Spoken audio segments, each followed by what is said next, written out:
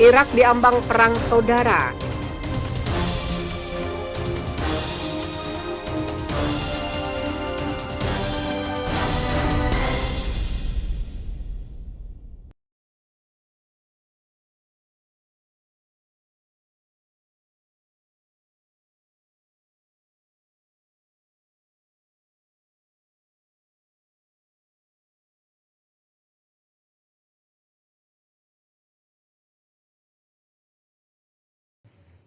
Irak diambang perang saudara.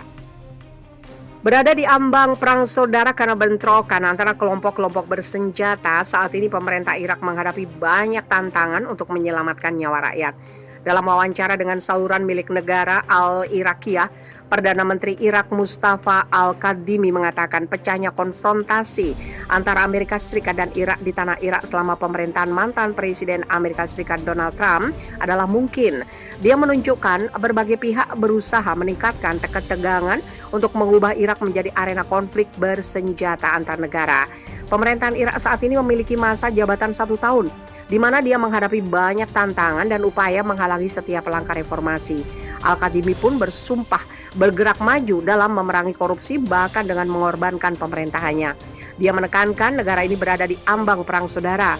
Kejatuhan Mosul di tangan Daesh atau ISIS pada musim panas 2014 disebabkan korupsi, nepotisme, dan salah urus, dan banyak masalah lainnya.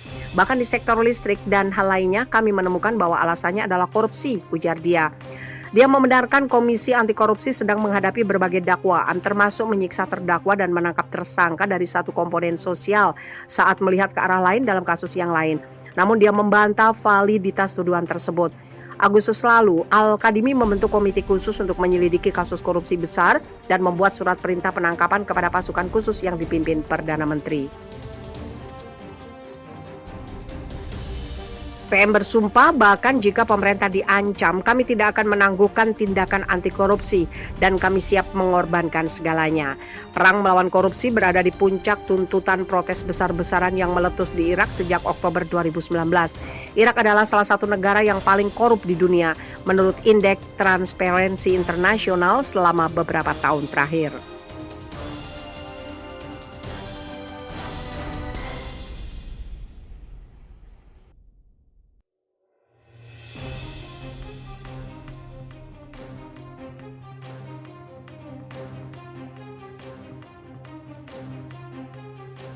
Militer Rusia rupanya belum juga menghentikan serangan-serangan ke provinsi Idlib, Suriah. Apakah itu melalui udara maupun darat? 22 Juni kemarin, pasukan Vladimir Putin dan tentara pemerintah Suriah kembali membuat Idlib memanas. Mereka mengamuk dan melancarkan serangan artileri secara brutal ke pemukiman warga sipil. 3 perumahan yaitu Al-Bara, Esim, dan Al-Mastomaton di selatan Idlib. Berdasarkan laporan resmi pertahanan sipil Suriah alias White Helmets dilansir Viva Militer, serangan militer Rusia dan Tentara Nasional Suriah telah menyebabkan 7 warga meninggal dunia dan belasan lainnya luka-luka. White Helmets menyebutkan kondisi lokasi bekas penyerangan militer Rusia dan Suriah sangat mengerikan. Mayat-mayat bergelimpangan dengan kondisi penuh luka.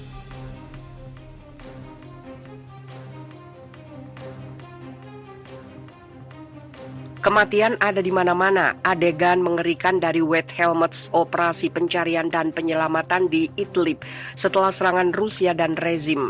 7 orang termasuk 2 wanita tewas dan 12 lainnya luka-luka, tulis White Helmets. Aksi militer Rusia dan Tentara Nasional Suriah ke Idlib sepanjang tahun 2021 ini telah menyebabkan 100 orang meninggal dunia.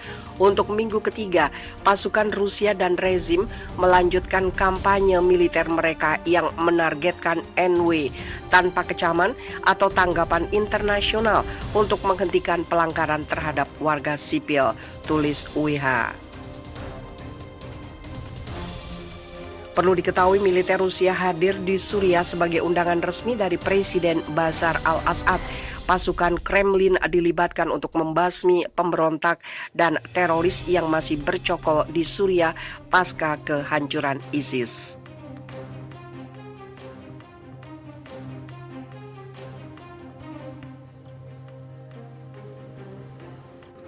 Di sela pertemuan dengan para pemimpin negara yang tergabung dalam NATO di Brussel, Presiden Turki Recep Tayyip Erdogan melakukan pertemuan terpisah dengan Presiden Prancis Emmanuel Macron. Keduanya membahas beberapa masalah dan menyatakan niat bersama mereka untuk bekerja sama di Libya dan Suriah. Erdogan mengatakan Turki dan Prancis sepakat untuk melanjutkan pembicaraan bilateral dalam solidaritas serius. Macron sendiri mengatakan kepadanya sebagai seorang teman bahwa tidak mungkin bagi saya untuk menentang Islam. Menunjuk populasi muslim yang besar di Perancis, Erdogan mengatakan Macron juga menyatakan kepekaannya terhadap masalah ini. Erdogan juga mengatakan bahwa Turki dan Perancis akan terus bekerja sama untuk mengatasi konflik di Libya dan Suriah. Erdogan tiba di Brussel pada Minggu 13 Juni untuk menghadiri KTT yang dihadiri para pemimpin negara-negara anggota aliansi. Pemimpin lain yang ditemui Erdogan termasuk Presiden Amerika Serikat Joe Biden, Kanselir Jerman Angela Merkel, dan Perdana Menteri Inggris Boris Johnson.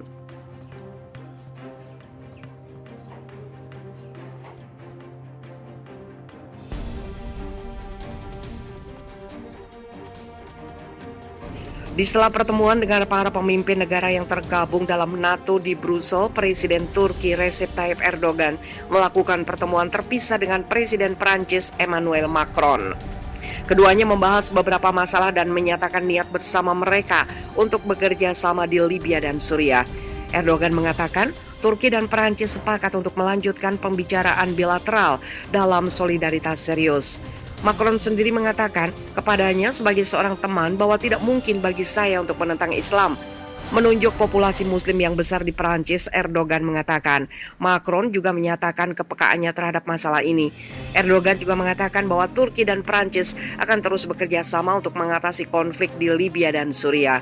Erdogan tiba di Brussel pada Minggu 13 Juni untuk menghadiri KTT yang dihadiri para pemimpin negara-negara anggota aliansi. Pemimpin lain yang ditemui Erdogan termasuk Presiden Amerika Serikat Joe Biden, Kanselir Jerman Angela Merkel, dan Perdana Menteri Inggris Boris Johnson.